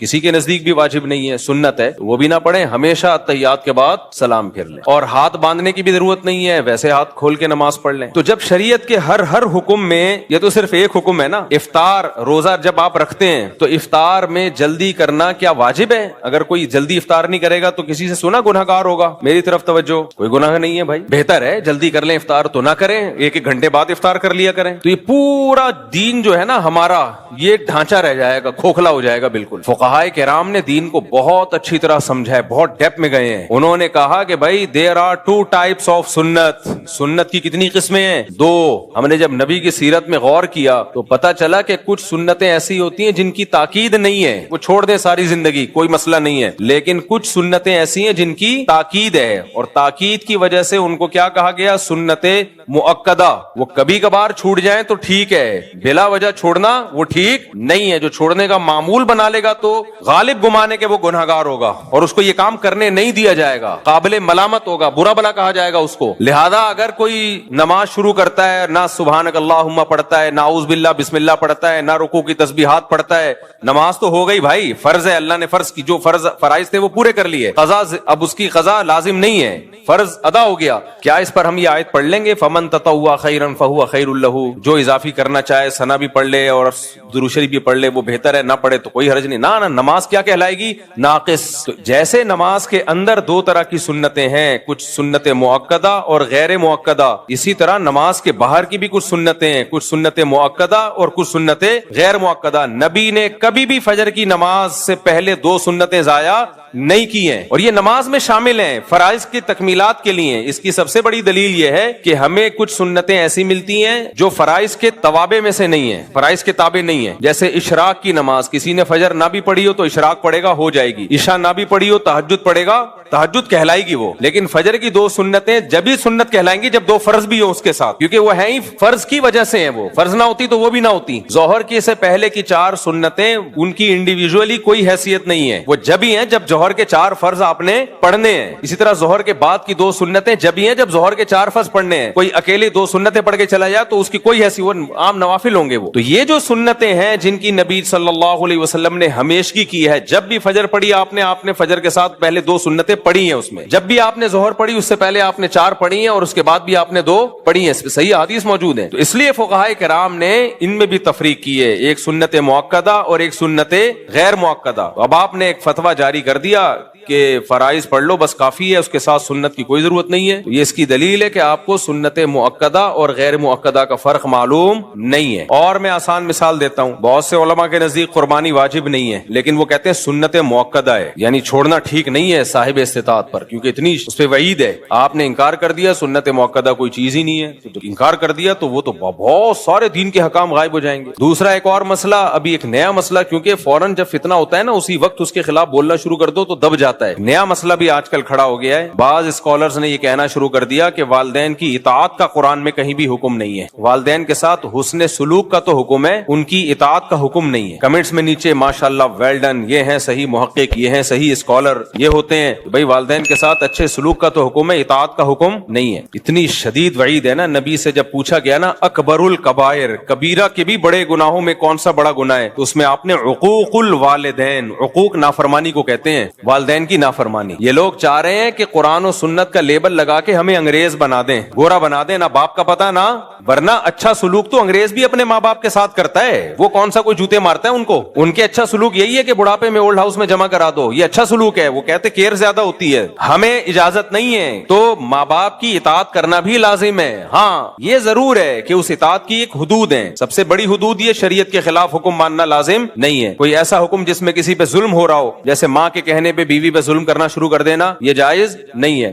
اسی طرح شریعت نے کچھ بنیادی رائٹس ہر شخص کو دیے ہیں، کچھ بنیادی حقوق دیے ہیں، جس کو آپ اسلام کی زبان میں ہیومن رائٹس کہہ سکتے ہیں، اس میں ماں باپ کی اطاعت لازم نہیں ہے۔ ہر انسان کی ایک انڈیویجول لائف بھی ہوتی ہے، مثال کے طور پر آپ کو ڈاکٹر بننے کا شوق ہے، ابا کہہ رہے ہیں نہیں تو تاجر بنے گا، زبردستی کا تاجر بنا رہے ہیں آپ کو، تو آپ پر اطاعت لازم نہیں ہے، بھائی میں میڈیکل سائنس میں مجھے دلچسپی ہے، ابا کہہ رہے ہیں کہ تو تاجر بنے گا، آپ کو ڈاکٹر بننے کا شوق ہے، تو اس میں زبردستی والدین نہیں کر سکتے۔ اسی طرح نکاح کا مسئلہ بار بار بیان کرتا رہتا ہوں. آپ اپنے خرچے پہ نکاح کرنا چاہ رہے ہو, والدین کو روکنے کا حق نہیں ہے, کیونکہ یہ انسان کے بنیادی حقوق ہیں. آپ سفر کرنا چاہتے ہو, والدین زبردستی روک رہے ہیں آپ کو, جبکہ ان کو کوئی نقصان بھی نہیں ہے آپ کے سفر کرنے سے. تو ٹریولنگ یہ ہر ایک کا بنیادی حق ہے. اس ٹریولنگ میں اگر آپ کو کوئی فائدہ ہے, یا ایسا حکم دے رہے ہیں جس میں ان کا کوئی نقصان نہیں ہے, پھر بھی آپ پہ بلا وجہ کے حکم مسلط کر رہے ہیں. بعض ہوتے ہیں بس چڑچڑے طبیعت ہو جاتی ہے ان کی, بلا وجہ کا آرڈر جاری کر رہے ہوتے ہیں, حالانکہ اس آرڈر کو پورا کرنے میں ان کا کوئی فائدہ نہیں ہے, تو وہ ایک الگ بات ہے. لیکن نارملی مباح چیزوں میں ماں باپ جب کسی بات کا حکم دے دیں تو شریعت میں ان کی اطاعت لازم ہے. آپ کے پاس نو کا آپشن نہیں ہے اس میں. یہاں تک کہ چاروں ائمہ کا اس پر اتفاق ہے, اور یہ مسئلہ حدیث سے نکالا ہے, کہ اگر نفل نماز بھی آپ پڑھ رہے ہیں نا, اور ماں اور باپ نے آپ کو کوئی آرڈر دیا, کوئی حکم دیا, تو آپ پر لازم ہے کہ آپ شرعن آپ کے لیے جائز ہے کہ آپ نماز توڑ دیں, اس کی پکار کا جواب دیں. اتنی شدید تاکیدات ہیں. اور ایک اسکالر نے بڑے آرام سے کہہ دیا کہ اسلام میں ماں باپ کے ساتھ اچھے سلوک کا تو حکم ہے, لیکن ماں باپ کی اطاعت کہیں بھی لازم نہیں ہے. ہوتا یہ ہے کہ جو ممی ڈیڈی ٹائپ کے مسلمان ہوتے ہیں نا, ممی ڈیڈی, دیکھو اسلام سے مسلمان کا رشتہ بہت مضبوط ہوتا ہے. آپ لوگ مجھے لگ رہا ہے ٹینشن میں آ رہے ہو تھوڑا سا, آج مجھے لگ رہا ہے ایسا فیل محسوس سا ہو رہا ہے مجھے. مسلمانوں کی دو قسمیں ہیں. دیکھو انسانوں کی تین قسمیں ہیں. ایک تو بالکل کافر, جس کو پشتو میں کہتے ہیں کافر کا بچہ. پشتو میں کیا کہتے ہیں؟ کافر کا بچہ. تو وہ تو مانتا ہی نہیں نا اسلام کو, تو اس کو تو ماں باپ کے حقوق سمجھاؤ سکھاؤ, اس کی صحت پہ کوئی فرق نہیں پڑتا. پھر جو مسلمان ہیں ان کی دو قسمیں ہیں. ایک ہے ماڈرن مسلمان, جن کا کلمے کا رشتہ قائم ہے, بچپن میں ختنے ہو گئی تھی ان کی, اور ابا اماں مسلمان تھے, تو تھوڑا بہت اسلام سے رشتہ ہے, اور اسلام میں اٹریکشن اتنی ہے, اسلام کو چھوڑنا آسان نہیں ہے. کیونکہ انسان ایک دفعہ جب اسلام میں اس کلچر میں آ جائے نا, وہ کہے گا بھائی سب کچھ ہو جائے گا, دنیا چھوڑ دوں گا, اسلام نہیں چھوڑوں گا. اسلام چھوڑنا آسان نہیں ہے. بہت ہی کوئی بدبخت قسم کے لوگ ہوتے ہیں, بہت ہی پتھر دل ہوتے ہیں جو اسلام چھوڑ دیتے ہیں. تو اس میں اللہ نے حسن اتنا رکھا ہے نا, جو ایک دفعہ اسلام کا چاشنی چکھ لے, مزہ چکھ لے, وہ کہاں چھوڑے گا. لیکن ان سے عمل ہوتا نہیں ہے. رہے وہ یورپ میں, امریکہ میں, گوروں کے ساتھ ماڈرن لائف, تو ان کو ماڈرن اسلام چاہیے ہوتا ہے. ایسا اسلام جس میں لیبل بھی اسلام کا لگ جائے اور کرتوت سارے انگریزوں والے ہوں. گورا ٹینشن لیس زندگی گزارتا ہے, ماں کی ٹینشن بھی نہیں ہے, باپ کی ٹینشن بھی نہیں ہے, وائف کی ٹینشن بھی نہیں, اور وائف کو ہسبینڈ کی ٹینشن بھی نہیں ہے. ہسبینڈ ہو کے بھی اس کی ٹینشن نہیں ہے, کیونکہ وہ ہسبینڈ کسی کام کا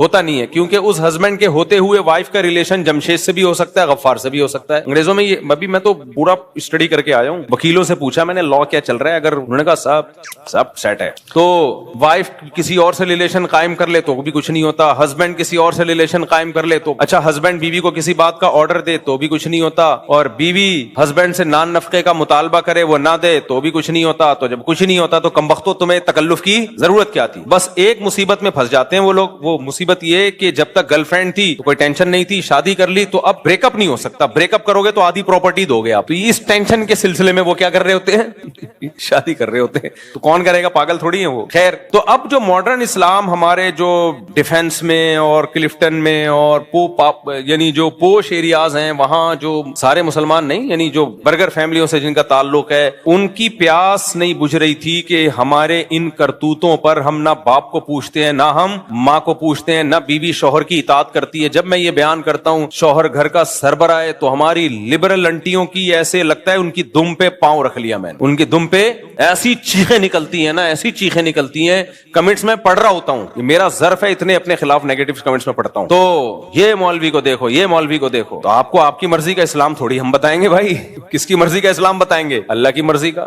اللہ سے لڑو جا کے, اللہ میاں نے گھر کا سربراہ مکھنچو کو بنا دیا, اب کیا کریں. خیر, آپ کو ماننا پڑے گا, میں ماتحت ہوں, بس نہ چھوڑ دو اسلام. کس نے کہا ہے اسلام کو چینج نہیں کرو, اسلام چھوڑ دو. آپ بولو بھائی مجھے ایک گورے سے شادی کرنی ہے, مجھے نیلسن چاہیے, جمشید نہیں چاہیے, مجھے کیا چاہیے, نیلسن. اور کیا ہوتا ہے, مائیکل چاہیے, مجھے مائیکل. میکائل نہیں چاہیے, مجھے کیا چاہیے, مائیکل. تو آپ پھر وہاں جاؤ نا, وہاں آزادی ہے بھائی, کوئی سربراہ وربراہ نہیں ہوتا. گورا ڈانٹ بھی نہیں سکتا بیوی کو, ڈانٹ دینا تو وہ کیس کر دے گی. تو اس لیے پھر ایسے ہی کسی ماڈرن سے آپ نکاح کریں. تو یہ کیا بات ہے ادھر پیڑے کھانے کے لیے, کیونکہ پتہ ہے گورے سے وہ تو کوئی حقوق نہیں ہوتے اس کے, عشق معاشقہ ہو جائے تو کر لیتی ہیں, ورنہ پتہ ہے کچھ بھی نہیں ملے گا وہاں. تو اسلام کے فائدے اٹھانے کے لیے آپ کو جمشید چاہیے, اور جب جمشید کے حقوق اسلام بیان کر رہا ہے وہ والے گوروں سے چاہیے. یہ نہیں چلے گا بھائی, یہ اسلام نہیں مانتا. خیر, اسلام کی عقل بھی نہیں مانتی ہے. تو یا تو پورے ادھر کو ہو جاؤ یا پورے ادھر کو کھسک جاؤ. تو اب کیا مسئلہ ہے؟ اب مسئلہ یہ ہے کہ جو ماڈرن قسم کے لبرل قسم کے ہمارے مسلمان ہیں جو چاہتے ہیں کہ یار یہ ہمارے پہ داڑھی رکھتے ہوئے ان کو لگتا ہے کہ ہم ملا نظر آئیں گے, بالکل ہی پروفیشنل قسم کے مولانا نظر آئیں گے, لوگ کہیں گے یار تم ٹھیک ہے اسلام کو فالو کرو, ٹھیک ہے نماز روزے کی حد تک ٹھیک ہے یار, انسان کا ایک روحانی تسکین ہوتی ہے, ہر مذہب میں ہوتا ہے. ہم جب ایئرپورٹ پہ جاتے ہیں تو پہلے ایئرپورٹ پہ یہ ہوتا تھا دنیا کے تقریباً ہر ایئرپورٹ پہ ہی نماز کی جگہ, کیونکہ مسلمان ہی نماز پڑھتے ہیں زیادہ تر. لیکن اب انہوں نے تھوڑا سا ایئرپورٹ والوں نے یہ کیا کہ لوگ اعتراض کریں گے بھی مسلمانوں کی مسجدیں کیوں بن رہی ہیں, تو ہندوؤں کی بھی ہونی چاہیے اور سکھوں کی بھی, تو بنانا شروع کر دی ایئرپورٹ پہ, لیکن وہاں لوگ کوئی خاص نظر نہیں آتے ہیں. تو عبادت تو سبھی کر رہے ہوتے ہیں نا, ہر مذہب کے لوگ. اصل تو یہ ہوتا ہے کہ اسلام کلچر کے اندر لے کر آؤ. یہ بڑا مشکل کام ہے بھائی, یہ بڑا مشکل کام ہے. اپنے کلچر کو کیا بناؤ؟ اسلام. تو آپ کا حلیہ اور یہ سب چیزیں اسلام کے مطابق ہوں, عورت پردہ کر لے. تو اب ہماری لبرل انٹیاں اور ہمارے لبرل انٹے, ان کو کیا چاہیے کہ اسلام سے ظاہر اتنا ظرف نہیں ہے کہ اسلام چھوڑ دیں, وہ اتنا ایمان کی رمق ہے. تو ان کو پھر اس ٹائپ کے اسکالرز چاہیے ہوتے ہیں جو مغربی تہذیب کو مشرف با اسلام کر دیں. تہذیب مغربی ہو, ویسٹرن تہذیب ہو, اور اس پہ لیبل کیا لگا دیں؟ قرآن و سنت کا, تاکہ ان کی تھوڑی سی ایک پیاس بجھ جائے, تھوڑی سی ان کو تسلی مل جائے. جیسے جب کسی نے کسی چیز کو حلال کرنا ہوتا ہے نا, میں اکثر چٹکلا سناتا ہوں نا, بہت دفعہ سنا چکا ہوں, آپ شاید بور ہو جاؤ دوبارہ, لیکن سنا دیتے ہیں کیا جا رہا ہے. تو یہ اس بات کو سمجھانے کے لیے جو ابھی میں بتا رہا ہوں, وہ بار بار کہتا ہوں نا, ایک مولوی صاحب چوری کے خلاف بیان کرتے تھے, تو ایک دن کھانا نہیں تھا گھر میں, بیگم سے انہوں نے کہا پڑوسیوں کی مرغی چوری کر لے. تو بیگم نے کہا بھائی مرغی تو آپ چوری, تو آپ خود اتنے بیانات کر چکے ہو کہ چوری اسلام میں حرام ہے. اب ظاہر ہے مولوی صاحب کا بھی تو ضمیر ملامت کر رہا ہوگا نا کہ یار میں اتنے بیانات کر چکا ہوں, غلط ہے. لیکن کہیں نہ کہیں سے حاشیہ نکال لیا انہوں نے کہا بھائی دیکھو, ہم مرغی نہیں کھائیں گے, شوربے سے روٹی لگا کے کھائیں گے. چوری کی مرغی نہیں کھائیں گے ہم روٹی کس سے کھائیں گے؟ شوربے سے. اب وہ یہ نہیں کر سکتے تھے کہ نہیں جب حرام ہے تو ہم حرام کھائیں گے. اپنے دل کو تھوڑی تسلی دینی پڑتی ہے انسان کو, غلط کام کرتے ہوئے بھی کچھ نہ کچھ. ہاں جس کا ضمیر بالکل ہی مردہ ہو چکا وہ تسلیاں نہیں دیتا, لیکن تھوڑا سا ضمیر زندہ ہو تو کہیں سے گنجائشیں نکال رہا ہوتا ہے. تو مولوی صاحب تھے وہ چوری کے خلاف بیان کرتے تھے, انہوں نے کہا بھائی شوربے سے لگا لیں گے, بوٹیاں نہیں کھائیں گے ہم, حرام تو بوٹیاں ہیں نا. تو بیگم جب شوربہ یوں کر کے دیگچی یوں کر کے نکال رہی ہے اور بوٹیاں چمچ سے پیچھے کر رہی ہے, تو مولوی صاحب نے بولا کہ چمچ کا استعمال مت کرو, جو خود سے آئے اسے آنے دو, جو بوٹی خود سے آئے اسے آنے دو. بالکل یہی کام ہمارے جو پوش علاقے ہیں, مالدار علاقے ہیں, وہاں کے رہنے والے برگر فیملیوں کے پیرنٹس اور برگر فیملیوں کے بچیز یہ کام کر رہے ہیں. برگر فیملی تو بچے تھوڑی ہوتے ہیں, ان کے بچیز ہوتے ہیں, بچیز, حالانکہ ہوتا ایک ہی ہے, ایک ہاتھ سے زیادہ ان کے ہوتے نہیں ہیں. تو بچیز یہ لوگ یہ کام کر, تو ان کو چاہیے پھر ایسا اسکالر جو کم از کم مفتی طارق مسعود کے ٹریک پہ بالکل اس سے 180 ڈگری پہ ہو. ہمیں تو بالکل ہی کسی کھانچے میں بیٹھتے ہی نہیں نا, ہم جیسے فنڈامنٹلسٹ مولانا, تو ہم تو کسی کھانچے میں بیٹھتے ہی نہیں ہیں. تو ان کو پھر ایسا اسکالر چاہیے ہوتا ہے کہ یار ہم داڑھی بھی نہ رکھیں, ہم ملا لگیں گے دیکھنے میں, اور ساس بہو کی خدمت, اوہو کیا عذاب ہے یار. اپنے ماں باپ کی ہوئی نہیں ہم سے, جو سگے فادر اور سگی مدر ہیں, یہ تو فادر ان لا اور مدر ان لا ہے, یہ کیا لگتے ہیں ہمارے, ہسبینڈ کی نہیں کر رہی, وہ ساس کی کہاں سے کرے گی یار. جس کو اسلام کا یہ حکم سمجھ میں نہیں آ رہا کہ ہسبینڈ کی خدمت لازم ہے, وہ ساس سسر کی کہاں کرے گی. تو ان کو جب ایسے اسکالر ملتے ہیں نا کہ اسلام میں ساس سسر کی خدمت لازم نہیں ہے, عورت پہ گھر کے کام کاج لازم نہیں ہے, اور اب نیا لیٹسٹ بالکل فتویٰ مارکیٹ میں آیا ہے کہ ماں باپ کی اطاعت بھی لازم, بولو نہیں, بس اچھا سلوک ہے. ابے اچھا سلوک تو پڑوسیوں سے بھی لازم ہے یار, غفار بھائی سے بھی لازم ہے, جمشید سے بھی لازم ہے, ہندو سے بھی اچھے سلوک کا حکم ہے ہمیں, سکھوں سے بھی اچھے سلوک کا حکم ہے. ماں اور باپ صرف اچھا ہی رہ گیا کیا؟ اصل ہے اطاعت, فرما برداری. تو اب ایسے لبرل انٹیوں کو اور لبرل انٹوں کو کیا چاہیے؟ ایسے اسکالر چاہیے جو آپ کو ہر طرح کی پابندیوں سے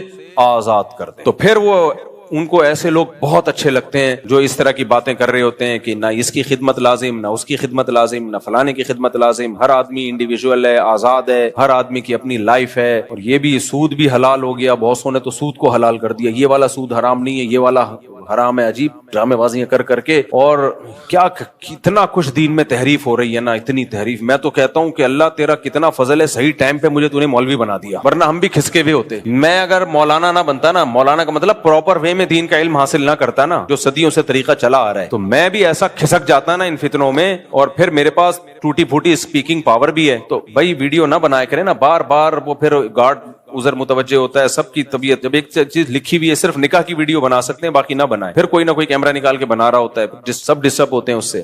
تو تو میں اگر پراپر وے میں میرے بھائی ٹوٹا پھوٹا علم حاصل نہ کیا ہوتا نا تو پھر ہم بھی اوٹ پٹانگ قسم کی کبھی کیا فتوا ٹھوکتے رہو بیٹھ کے پھینکتے رہو ٹھوکتے رہو اور پھینکتے رہو. اتنے گھروں میں فسادات ہوئے ہیں نا, اتنے گھروں میں فسادات اس فتوے کے نتیجے میں کہ بہو پر ساس سسر کی خدمت لازم نہیں ہے. اتنی بہویں باغی ہوئی ہیں, گھروں کا نظام تباہ و برباد ہو گیا. یار کچھ تو سوچو بات کرنے سے پہلے. آپ کی ماں اگر آپ کی بیوی سے پانی مانگتی ہے اور آپ کی بیوی جواب میں یہ کہہ دے کہ میرے اوپر آپ کی خدمت لازم نہیں ہے, تو ماں کی 2 ٹکے کی حیثیت رہے گی گھر کے اندر, 2 ٹکے کی حیثیت رہے گی اس ماں. کیا اس کے دل پہ چھرے نہیں چلیں گے؟ باپ کہہ رہا ہے اپنی بہو سے کہ بیٹا مجھے روٹی پکا دو, میں بھوک لگ رہی ہے, مجھے نہیں پکانا آتی, تم فارغ بیٹھی ہو پکا دو. وہ کہ میرے اوپر آپ کی خدمت لازم نہیں ہے, میں نہیں پکا رہی, پھینک دو بس, کچھ بھی پھینک دو. پتہ نہیں یہ لوگ اپنی بیویوں کو کیسے رکھتے ہیں اپنے گھروں میں اپنے ماں باپ کے ساتھ. جو اسکالر فتوا دینا کہ عورت پر ساس سسر کی خدمت لازم نہیں ہے, اس کو بولا کہ سب سے پہلے یہ فتوا اپنی بیوی کو سکھایا کرو کہ تم پر لازم نہیں ہے. میری ماں بولے نا چائے بناؤ, تم پر لازم نہیں ہے, اور میرا کلپ چلا دینا کہ آپ کا بیٹا کہہ رہا ہے کہ آپ کی خدمت مجھ پر لازم, بولو نہیں. آج ایک صاحب آئے, ہاں ظلم بہرحال ظلم ہے, اس کے خلاف آواز اٹھانی چاہیے. بعض ساسوں نے بہوؤں کا نچوڑ دیا ہے بالکل, نہ یہ دیکھ رہی ہوتی ہیں اس کے سونے کا ٹائم کیا ہے, نہ یہ دیکھ رہی ہوتی ہیں اس کی طبیعت کیا ہے. تو ماسی نہیں ہے وہ, بہرحال اس کو ایسا غلام بنا لینا کہ ماسی میں اور بہو میں فرق ختم ہو جائے, غلط ہے. لیکن جب بھی اجتماعی سطح پہ رہا جاتا ہے تو ایک دوسرے کی خدمت کی جاتی ہے, خیال کیا جاتا ہے. آج ایک صاحب نے بتایا کہ کیا حالات ہیں کہ بیگم صاحبہ نے کہیں بیان سن لیا کہ گھر سنبھالنا جو ہے, یعنی گھر میں انتظام گھر کا کرنا, یہ ہم عورت کے ذمہ نہیں ہے. کھلا ہو رہا ہے, پلا ہو رہا ہے, وہ بیٹھی ہوئی ہے کچھ بھی نہیں کر رہی سارا دن, میرے ذمہ نہیں ہے, آپ کے ذمہ ہے کہ آپ ماسی رکھیں, ٹھیک ہے نا.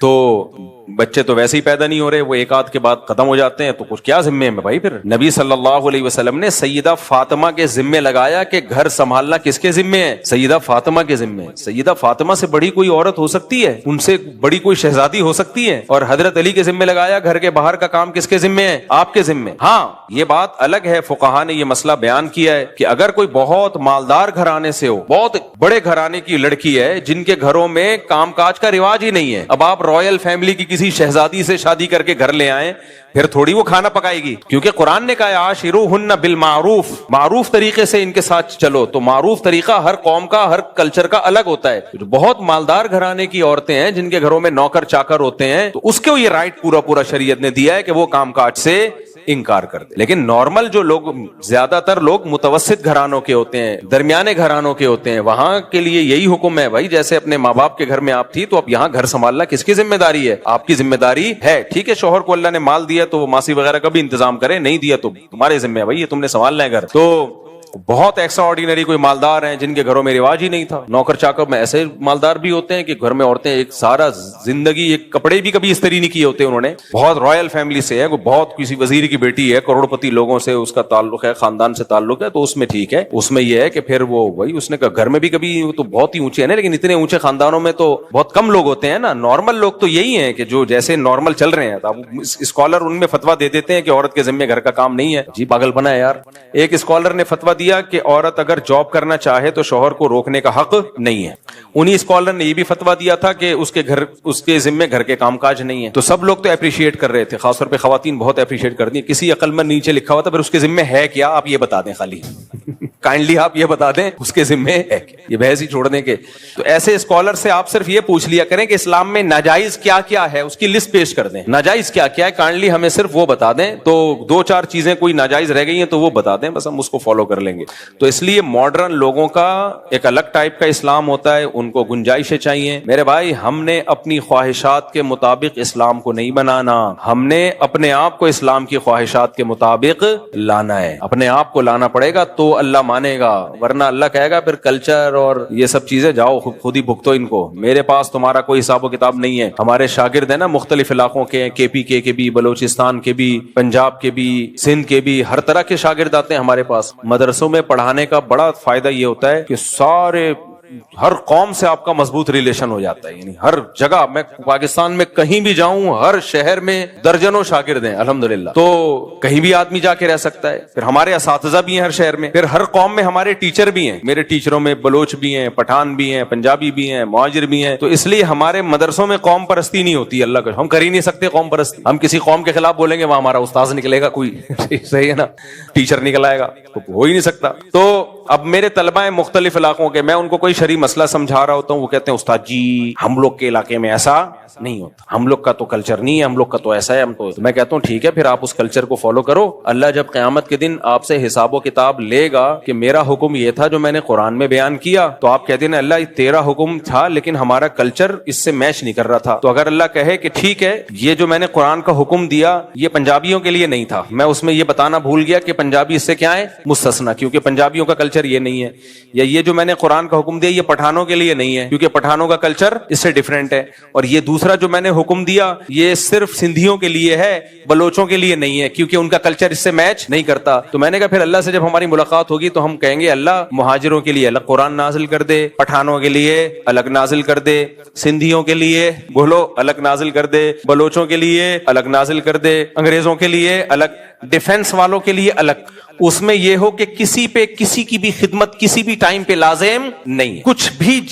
حرام تو ہے ہی نہیں, موسیقی بھی حلال ہے, ناچ گانا بھی حلال ہے, اور شراب 2-3 ڈھکن جس میں نشہ نہ ہو, اس کو بھی حدیث میں آتا ہے کہ قرب قیامت میں نا لوگ شراب کا نام تبدیل کر کے اس کو حلال کریں گے. تو ابھی فی الحال اسکالرز میں اتنی ہمت ہوئی نہیں ہے کہ شراب کو حلال کر دیں, لیکن رپورٹ نبی صلی اللہ علیہ وسلم خبر پہلے دے چکے ہیں کہ یہ بھی حلال ہوگی, کیونکہ کون چھوڑے گا بھائی شراب. اچھا یورپ امریکہ میں عجیب ہی ڈیزائن چل رہا ہے, وہاں لوگ بتاتے ہیں ہم ہوٹل میں جاتے ہیں, ہوٹل کا مالک شراب بھی پی رہا ہوتا ہے, اچھا جو بیرے آتے ہیں نا, سوری جو کسٹمر آتے ہیں شراب منگواتے ہیں, اور جب گوشت آئے نا تو کہتے ہیں یہ حلال ہے یا حرام ہے, یعنی مرغی جو ہے ہوتی مرغی ہے تو یہ ہاتھ سے ذبح کی بھی ہے یہ مشینی ہے, تو کہتے ہیں یار ادھر اتنا نیک بنا ہوا ہے کہ کھلا بھی مرغی رہے, خنزیر نہیں کھلا رہے, اور اس میں اتنا کہ مسلمان نے بسم اللہ اللہ اوپر پڑھ کے ذبح کیا بھی, اور دوسری طرف بوتل رکھی ہوئی ہے شراب کی. میں نے کہا چلو یار اسلام کی تھوڑی شراب کی اس کو عادت پڑ گئی, لیکن وہ یہ کہہ رہا ہے کہ یار جس چیز کی عادت پڑ گئی وہ اب مجبور ہو گیا ہوں. اللہ تو اس مجبوری کو نہیں مانتا, لیکن اچھی بات ہے نا یہ تھوڑی کہ اب وہ شراب پی رہا ہے تو خنزیر بھی کھانا شروع کر دے. ہمارے فرمایا کرتے تھے کہ آج کا مسلمان ہر گناہ کر رہا ہوتا ہے, کچھ ایسے نیکی کے کام کر رہا ہوتا ہے کہ آدمی حیران ہو جاتا ہے کہ یار یہ کیسے کر رہا ہے. تو پھر مثال دیتے تھے کہ کتے سے کسی نے پوچھا کہ تو ٹانگ اٹھا کے پیشاب کیوں کرتا ہے, کتے نے کہا چھینٹے نہ پڑ جائیں. گٹر کے پانی میں بیٹھے گا, گٹر کا پانی پیے گا, سڑا ہوا گوشت کھائے گا, نہ بات کرنے کی تمیز, نہ چلنے پھرنے. کتا کو لے کے گھومنا بہت مشکل کام ہے. میں انگریزوں کو دیکھتا ہوں نا جب کتے کو واکنگ کے لیے نکلتے ہیں تو اللہ کی قسم یہ منظر ہوتا ہے ایسا لگتا ہے کتا ان کو لے کے نکلا ہے. کتے کی طبیعت میں چین نہیں ہے, کبھی ادھر کبھی ادھر کبھی ادھر کبھی ادھر, اس کو بہت مشکل سے زنجیر سے سنبھالا ہوا ہوتا ہے انہوں نے, ایک ٹینشن میں ہوتے ہیں. ایسا نہیں ہوتا کتا لے کے نکلے اور وہ آرام سے جیسے ہماری پلی ہوئی بکری ہو لے کے نکلے, گایا لے کے نہیں نکلتے لوگ, تو جو پلی ہوئی گائے ہوتی ہیں جہاں جاؤ آپ آرام سے چل رہی ہے. کتا ایسا نہیں ہوتا, کبھی ادھر جا رہا ہے کبھی ادھر جا رہا ہے, کبھی کسی کو منہ مار رہا ہے, وہ اس کا مالک بار بار گھسیٹ رہا ہوتا ہے. میں کہتا ہوں یار انہوں نے کتنی بڑی ٹینشن پالی ہوئی ہے, اور دیکھنے میں یہی لگ رہا ہوتا ہے کہ یہ کتے کو لے کے نہیں, کتا ان کو لے کے نکلا ہے. تو کتا جو ہے ہر گند میں منہ مار لے گا, گٹر کا پانی پیے گا, لیکن جب پیشاب کرے گا تو ٹانگ اٹھا لے گا کہ کہیں چھینٹے نہ پڑ جائیں.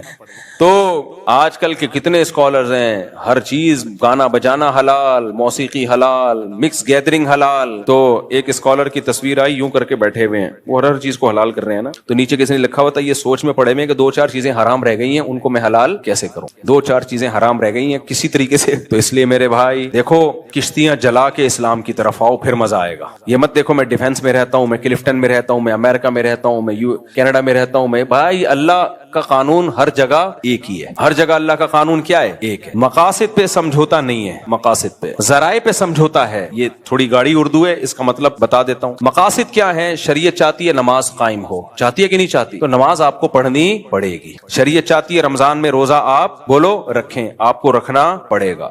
شریعت چاہتی ہے سال میں ایک دفعہ زکوٰۃ نکلے, آپ کو زکوٰۃ دینی پڑے گی. شریعت چاہتی ہے آپ جو مالدار ہیں قربانی کرے, آپ کو قربانی کرنی پڑے گی. شریعت چاہتی ہے کہ آپ کا پڑوسی بھوکا سوئے گا تو قیامت کے دن سوال کس سے ہوگا, آپ سے ہوگا, تو پیٹ آپ کو اس کا بھرنا پڑے گا. بہت ساری چیزیں جو مقاصد شریعت میں سے ہیں. کوئی ڈوب رہا ہو اس کی جان اگر آپ بچا سکتے ہو تو آپ پہ بچانا فرض ہے. ابھی دیکھو سوات میں کتنا, میں باہر ملک میں تھا, مجھے تو پہلے میں نے کہا یہ شاید فیک ہے, اے آئی سے بنائی ہوئی ویڈیو ہے. کتنے دیر تک بےچارے اتنا بڑا خاندان دریا کے بیچ میں کھڑا ہوا ہے, کیا آدمی کی نیندیں اڑ جائیں اگر زیادہ سوچنا شروع کرے اس پہ. کوئی مدد کے لیے نہیں آیا. تو آپ کا کیا خیال ہے, دنیا والوں نے تو چھوڑ دیا, لوگ وقتی طور پر حکومت کو گالیاں دیتے ہیں, اس کے بعد ٹھنڈا ہو جاتا ہے معاملہ, رو دھو کے ختم ہو جاتا ہے. تو آپ کا کیا خیال ہے اللہ بھی چھوڑ دے گا؟ اللہ تھوڑی چھوڑے گا. آخرت تو اللہ نے اس لیے رکھی ہے, ان کی ایک ایک کی پکار, ایک ایک کی چیخ جو اپنے سامنے اپنے بچوں کو ڈوبتا ہوا دیکھ رہے ہیں, ان حکمرانوں کے گلے کا پھندا قیامت کے دن بنے گی. اللہ نہیں چھوڑے گا. فرعون نے کتنا ظلم کیا تھا, بنی اسرائیل عاجز آ گئے, اور موسیٰ علیہ السلام سے ایک دن تنگ آ کے کہنے لگے, یا موسیٰ اوذینا من قبل ان تأتینا ومن بعد ما جئتنا, اے موسیٰ تیرے آنے سے پہلے بھی عذاب میں تھے, تیرے آنے کے بعد بھی عذاب میں, ہمیں تو کوئی فائدہ نہیں ہوا. حضرت موسیٰ نے کیا فرمایا, یا قوم استعینوا باللہ واصبروا, اللہ سے مدد طلب کرو, صبر کرو. اور قرآن کیا کہتا ہے, لا تحسبن اللہ غافلا عما یعمل الظالمون, ظالم کیا کر رہا ہے اللہ کو غافل مت سمجھو. دنیا میں کسی بھی ملک میں یہ واقعہ ہوتا نا, سب سے پہلے وہاں کی انتظامیہ ریزائن دے کے الگ ہو جاتی, کہ اب فوراً الگ ریزائن دے دیتے وہ. تو اس کے لیے بہت اعلیٰ کوالٹی کا بغیرت بننا پڑتا ہے, جو بہت ہی کوئی جری ہوتا ہے نا گناہوں پر, اسی کا ظرف ہوتا ہے. میں نہیں سمجھتا کہ دنیا میں کہیں ایسا دردناک واقعہ ہوا ہو. گھنٹوں کھڑے ہوئے ہیں, پکار رہے ہیں, چیخ رہے ہیں, بیٹی جا رہی ہے سامنے, بیٹا جا رہا ہے, پھر پانی میں ڈوب رہے ہیں, چیخ رہے ہیں بچاؤ, کوئی انتظام ہی نہیں ہے. یہ تو سب چیزیں پہلے سے, جس کے ہاتھ میں بھی حکومت آتی ہے, انتظام آتا ہے, وہ تو پہلے سے یہ سب چیزیں سوچ کے رکھتا ہے. فوری حادثہ ہو جاتا, ہم کہتے ہیں یار ان کو نہیں پتا چلے, بہت زیادہ بے حسی ہے. میں نے تو ایک دفعہ ویڈیو دیکھی, اس کے بعد میں نے کہا بھائی یہ سوائے نیندیں رات کو اڑنے کے اور کچھ بھی حاصل نہیں ہوگا, جانے والے تو چلے گئے. تو اللہ کی ایک آیت تسلی دیتی ہے بس ہمیں, وَلَا تَحْسَبَنَّ اللَّهَ غَافِلًا عَمَّا يَعْمَلُ الظَّالِمُونَ. ایتھیسٹ پتہ ہے کیا کہتے ہیں, دنیا میں اتنا ظلم ہوتا ہے تو خدا اگر ہے تو اس ظلم کو ختم کیوں نہیں کرتا. یہ جو ملحد لوگ ہیں نا, خدا کے منکر ہیں, بہت دلیلیں دیتے ہیں, اتنا کچھ دنیا میں لوگ بھوک سے مر رہے ہیں, اتنا کچھ ہو رہا ہے, تو خدا کہاں ہے. ایک طرف وہ کہتا ہے میں ماؤں سے زیادہ پیار کرتا ہوں, دوسری طرف وہ خاموش بیٹھا ہے. تو ہم ایتھیسٹ سے کہتے ہیں کہ تمہیں لگتا ہے وہ خاموش نہیں ہے. وہ پکار کے اس نے اپنی کتاب میں کہہ دیا,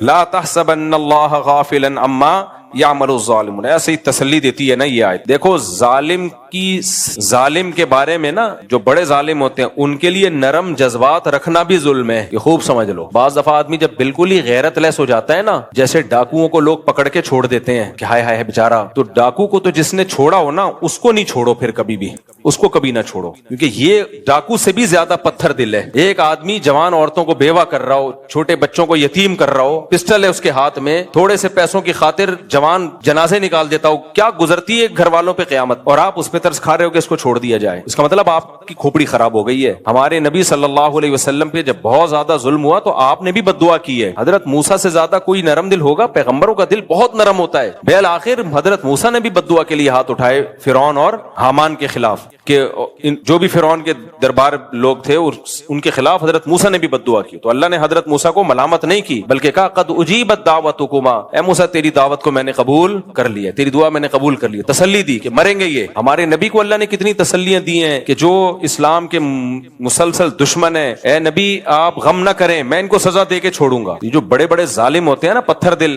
ان کے لیے دل میں نرم جذبہ نہیں رکھنا چاہیے. تو تسلی ہمیں اسی سے ہوتی ہے بھائی, اللہ خاموش نہیں ہے. اللہ کہتے ہیں لا تحسبن اللہ غافلا عما یعمل الظالمون, ظالم جو کچھ کر رہا ہے اللہ کو اس سے غافل مت سمجھو. اے اللہ ہم کیوں غافل نہ سمجھے, تو سزا تو دے نہیں رہا بھائی. جہاں سزا کی ضرورت ہو وہاں آپ سزا نہیں دے رہے تو غفلت کا الزام تو لگتا ہے نا. پھر اللہ پہ بھی کوئی الزام لگا سکتا ہے, پھر اللہ تو اگر کہہ رہا ہے میں غافل نہیں ہوں تو پھر لگ تو ایسا ہی رہا ہے معاذ اللہ کہ تو غافل ہے. تو اللہ نے جواب کیا دیا, انما یؤخرهم لیوم تشخص فیہ الابصار. دیکھو میرا ایک قانون ہے, میں نے ایک دن ہے جس کو قیامت کہا جاتا ہے, میدان حشر کہا جاتا ہے, اس دن کے لیے سزا کو مؤخر کیا ہے. یہ دنیا دار الامتحان ہے, دار العمل ہے, دار الجزا نہیں ہے. یہ بدلے کا دن تھوڑی ہے. یہاں اگر کیش بدلے ملنا شروع ہو جائیں تو سب انسان کے بچے بن جائیں, سارے نیک بن جائیں. تو اس لیے کیا بات سی